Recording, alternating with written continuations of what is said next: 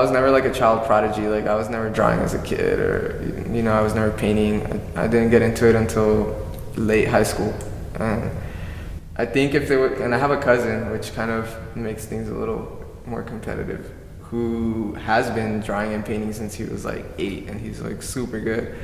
But the thing is, it's because I don't want to bash on him either, but he's an amazing painter, but he's just not an artist. Like, he has the skill.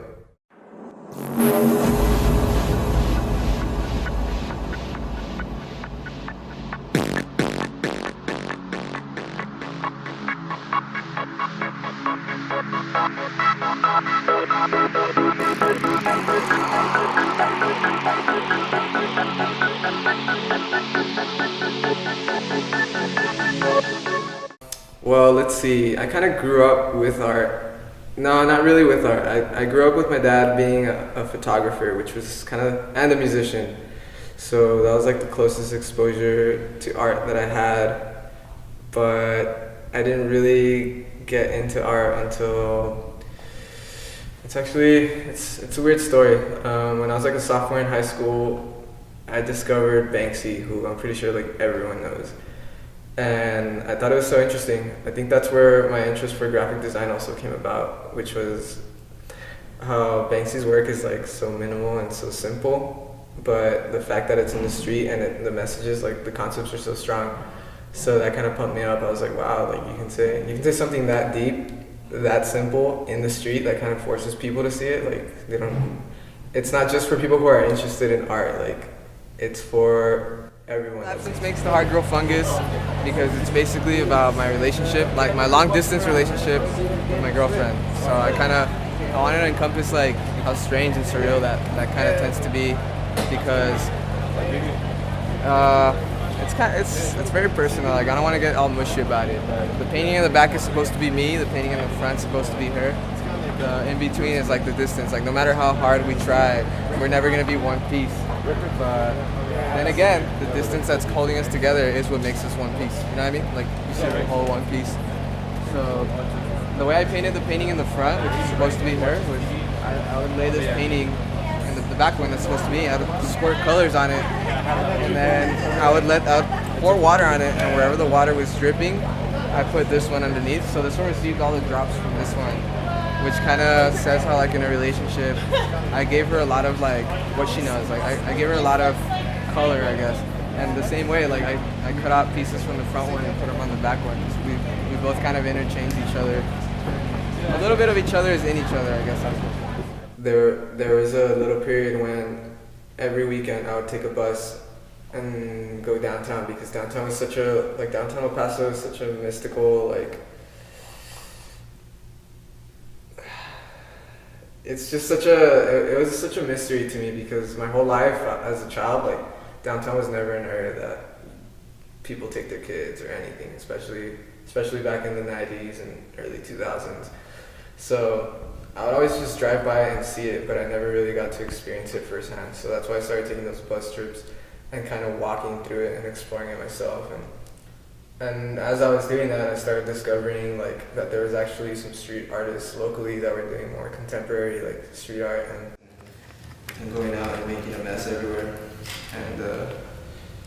And so what started happening was that what I liked, like, subconsciously without even knowing it, was like the illustrative style of graffiti. Like I like the graffiti that had like cartoony characters in it. You know?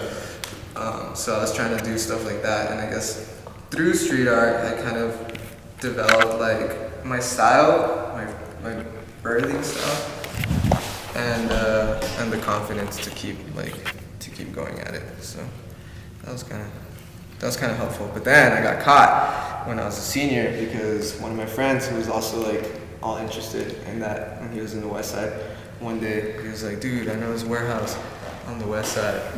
Let's go hit it up. Like it's abandoned." And so we went, but turns out it wasn't abandoned, and it had cameras, and not only that, but it was owned by one of my friends at school. And so it turned out to be that they thought it was like this hate crime. They thought that I did it on purpose. Yeah, like because they went to the principal. I didn't even know that they knew it was me. But then they called me down to the principal's office, and they're like, you've been doing graffiti, and I was like, how the fuck did you?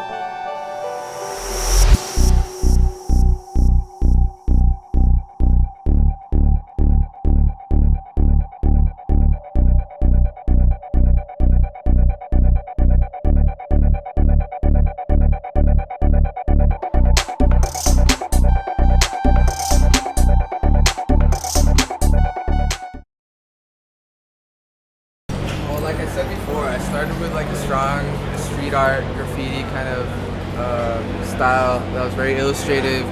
So I kept pushing that from flat colors, trying to do it more with trying to give it a more painterly element to it. So this is probably as far as they went, from my very old stuff from high school until now, which these I did last fall of 2012. It's a little series about relationships, these three. Each one of them, I don't know if you can make the connection, but each one of them is about a relationship. Relationship going on. What is the one and what is this one? This one is dealing with that kind of quick and instant, like, I'm not embarrassed connection, like at a concert when girls are just like, dude, can I get on your shoulders so I could like see the fucking band? And it's kind of like a flirt, but it's like, can you help me out? You know, kind of way. And so that's what we're capturing here, like a very momentary relationship that happens in the spur of the moment. It's called Drinking Buddies. What else? All three of them have a strong feminist lead. So in this one's about exploring. This one's called Testing Connections. And it's basically about how when you're first starting to date, like when you're first starting to kind of see women, when you're single, I guess you could say, sometimes you know the connection isn't mutual, you know the connection's not real, you know it's not gonna last, but you still go with it anyway. I feel like this is what it is, like you pursue it because it's fun, like a balloon animal, but after a while, like it's gonna deflate and it's just the energy's gonna die out.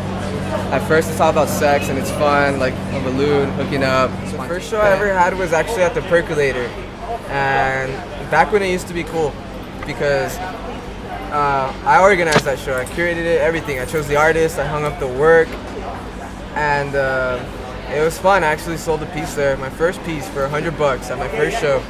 It was like an octopus I made out of crayons.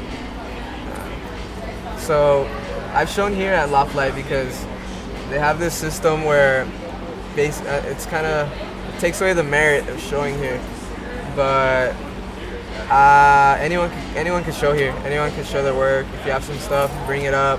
You can show it. You hang it up yourself. So I kind of like that, but I kind of don't like that because, like I was telling my friend earlier, it takes away value of other artists' work because there's not like that sense of professionalism. Hopefully they can attain it soon.